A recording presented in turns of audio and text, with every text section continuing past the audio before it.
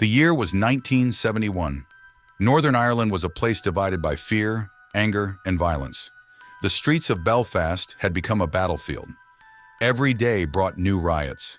Every night echoed with gunfire and explosions. People no longer trusted one another.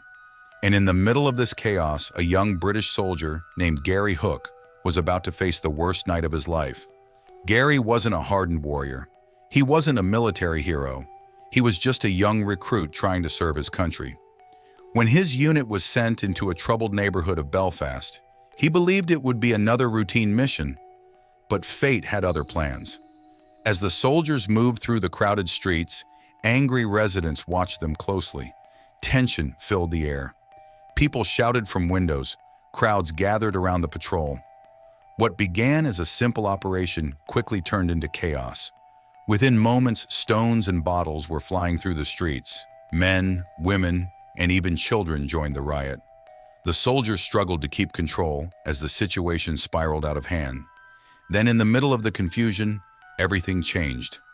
Gary became separated from his unit. One second he was surrounded by fellow soldiers. The next, he was completely alone.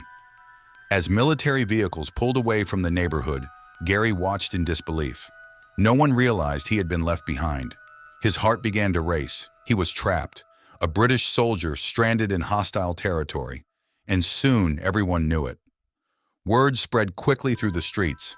An isolated soldier was hiding somewhere in Belfast. To many, he wasn't a human being anymore. He was a target. A hunt began. Armed men searched street after street. Dark alleyways became death traps. Every shadow seemed dangerous. Every unfamiliar face could be an enemy. Gary ran. He climbed walls. He jumped fences.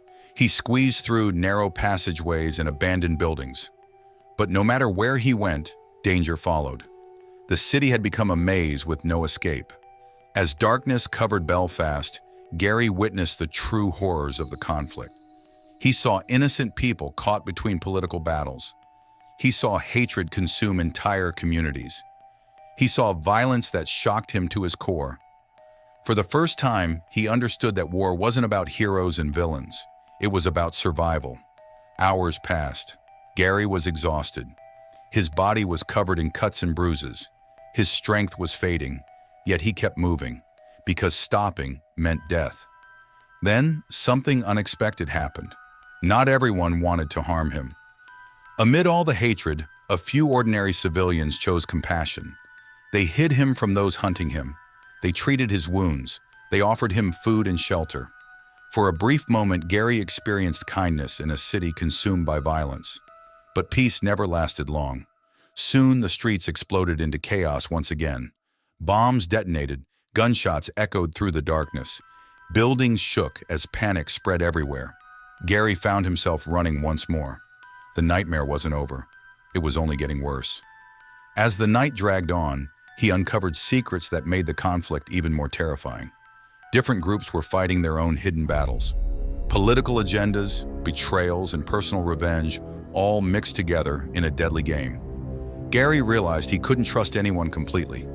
Every decision could mean life or death. By dawn, he was barely standing. His body was broken. His mind was exhausted, but he refused to give up.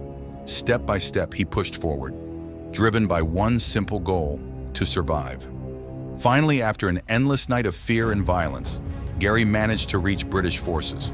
The nightmare was over, but he was no longer the same person.